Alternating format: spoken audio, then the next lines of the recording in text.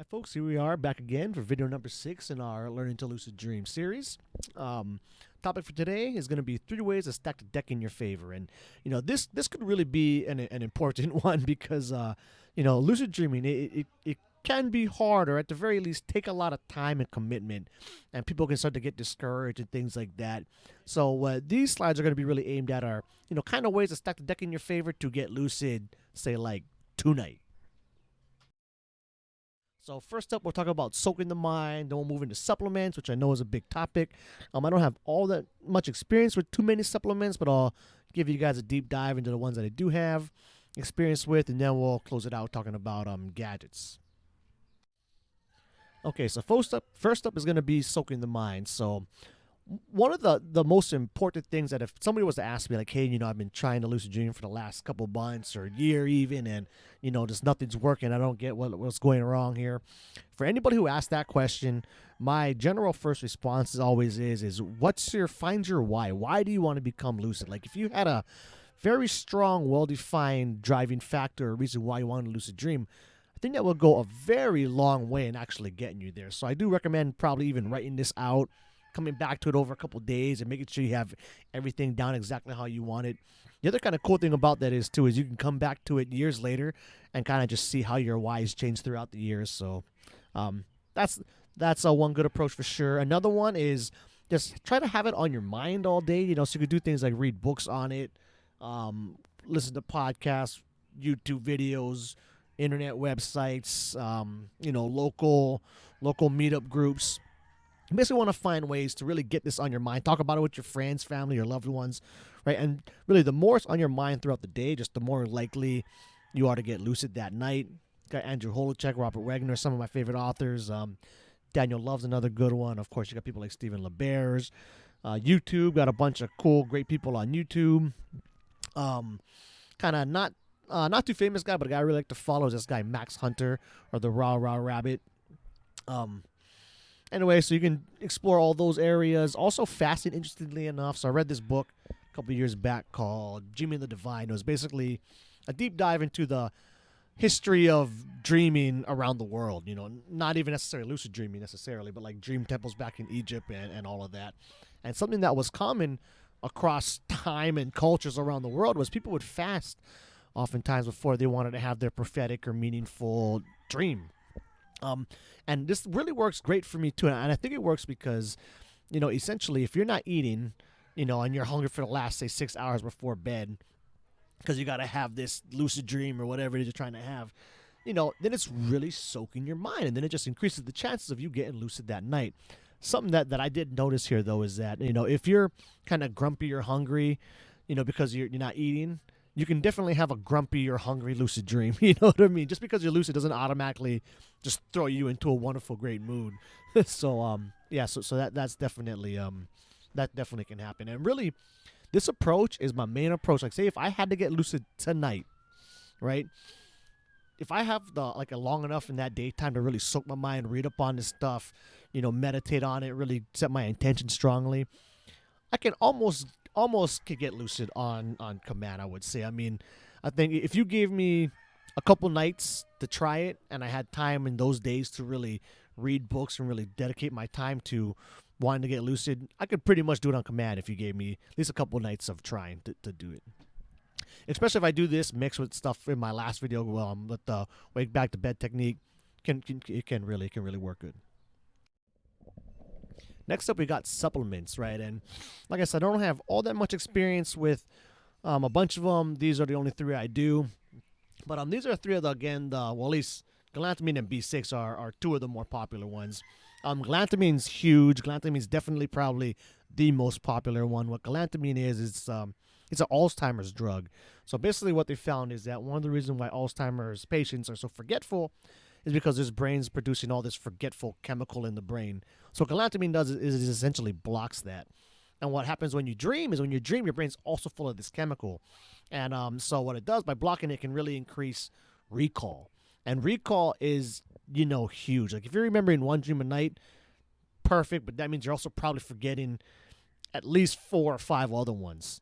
You know what I mean? For every REM cycle you hit, and oftentimes in one REM cycle, you could have multiple dreams in just that one cycle. So you mean you could be remembering one, but really having like 10 or something. So increasing recall is always huge. The kind of problem, well, galantamine, it's pretty divisive in the community. Some people feel like it's kind of cheating, but what I find is kind of like a subtle ally. Like it helps you, but it still requires you to, like, it's not a guarantee, like, pill just to have you wake up. It just tends to increase the likelihood of you getting lucid. Some of the problems with those, that the half-life is really short, so you have to do it with the wake back to bed technique. And what I find too is that because it's a nootropic, kind of fires up my brain. If I don't fall asleep quickly, like if I take it and then for whatever reason I'm stuck awake for the next like half an hour, then my mind's kind of going too much, and at that point it's hard for me to sleep because my mind's kind of just fired up too much. But really works great. The bad part is the half-life is short, and you can start to build a tolerance to it. So first of all, I wouldn't really recommend taking it every day anyway. But if you were to take it like subsequent days in a row for a lot, you'd have to keep upping the dose. Next up, we got Alpha Brain. Alpha Brain is a nootropic by this brand On It. I really like their stuff. Problem is, it's crazy expensive. But what Alpha Brain is, it was something that they recommend you take for when you're awake. So like taking a test or giving a presentation or something. But what I found out kind of on accident, so I had a bottle for myself, took it in the evening, went to sleep that night, and I was like, whoa, that night I had a bunch of kind of wild dreams, and I was like, wow, like that really seemed to kind of make a difference. And so then I didn't notice at the time, so I kind of just experimented on myself. But later I Googled it, and there's like a whole like subsection of their community that like takes Alpha Brain specifically for dreaming and even trying to have more lucid dreams. What it basically does is it increases dream clarity and vividness and also recall. The problem with it is, man, it's expensive, and to me, not worth it, especially if you want to try and take it every night. Nah, man, it's too much. So the one I like, my favorite out of all three of these is specifically time-release vitamin B6. So there's been these, at least a few studies on this where they found that B6, and just straight up B6, so not B6 in a multivitamin, just B6, increased dream vividness, clarity, and recall. A lot like Alpha Brain. Doesn't seem to work quite as good as Alpha Brain to me, but it's so much cheaper. It's well worth it. Plus, when you have the time-release one, you could take it, anytime before bed, like maybe in a couple hours before you even go to sleep, and it does at that point seem to still work for me all night long. Plus, it's cheap. You don't build a tolerance to it. You can take it, often without getting sick. But although vitamin B6 poisoning is a legit real thing, so don't go like just upping the dose, taking more and more and more. I mean, first of all, I find you don't even need to. And second of all, yeah, you can totally get vitamin B6 poisoning, so don't do that. Then we have gadgets. So I find like for sleep masks, I find even just a regular standard sleep mask helps me seem to get lucid a little bit more often. What I'll do is I kind of just do this little extra intention setting where I'll kind of will lie back and tell myself, because I have this thing over my eyes, right? Next time I see something, I know I'm dreaming.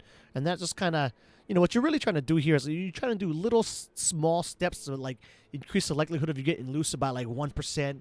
So you just kind of want to stack these things, you know what I mean? Stack all this kind of stuff on top of each other.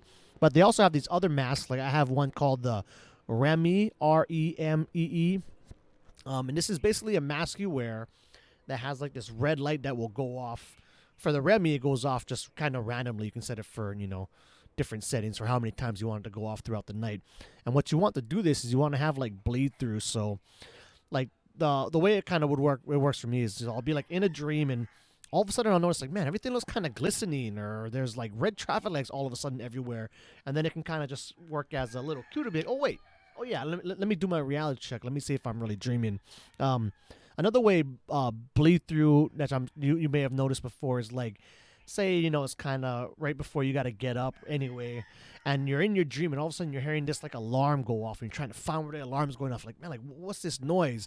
And then you really wake up and you find out your alarm is actually really truly going off, right? So that's kind of another way bleed through can kind of work.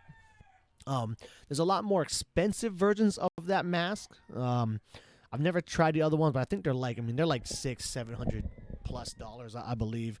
But some of those are really good too, because aside from being clunky, from what I understand. But what they'll do is there's sensors in there watching your eyes, so it knows when you're actually in REM, and so that's when it shoots that red light at you. Where the REMI is just kind of random; it just goes off at random. You just gotta set it. So those are cool to try, and I think the REMI now got a lot cheaper, man. Like when I bought it, it was like $100, I think, but now I'm pretty sure you can get it for like $50 or $40 even. So definitely worth checking out, I think. Another really great one is the Awoken app. So what the Awoken app is, I think it's only on Samsung or Android, I should say, but you could find something similar on Apple, I'm sure. But basically what that is, it's a random alarm generator, but you can tie a specific ringtone to it. So what you do is throughout the day when you hear this random alarm going off, it's a nice reminder for you to do a reality check, check in with yourself mindfully, and then, carry on about your business. And the thing what you want to do is you want to build a strong anchor to this sound so that, it will play a quieter version of, at least the Awoken app does. It plays a quieter version of that same sound when you sleep. So you keep your phone kind of next to you. You can hear that sound go off. Hopefully you're mid-dream. Hopefully it bleeds through to your subconscious mind. And then it'll kind of just spark the idea of, oh, hey, maybe I should do my reality check. And boom, you can become lucid. Also, so the binaural beats and essential oils. I know those are really popular, and work great for some people. For me, man, I've never noticed a difference with them. I really do like binaural beats and stuff for hypnagogic meditation, for playing the hypnagogy and stuff like that. But as far as what it does for straight up my lucid dreaming, I'm not sure, but that is an option. Binaural beats are really easy to come across now on like stuff like on YouTube, and they got ones that will play for, I don't know, like 5 or 6 hours straight, so you can kind of hear these beats as you're drifting off to sleep. The way they work is what they found, like this happened in like the 60s, I think, but if they play like these binaural beats to certain wave patterns, it will match your brain waves up to it. And, when you're sleeping, all these different stages of sleep are defined by dominant brain waves. So it's basically like a way to get you into certain brainwave dominant states. And then they have essential oils. Again, some people really swear by that stuff. Not too much success for me, but that is an option for you to try out there. And with that said, I think that will about to wrap up this video. And until the next one, take care. Aloha.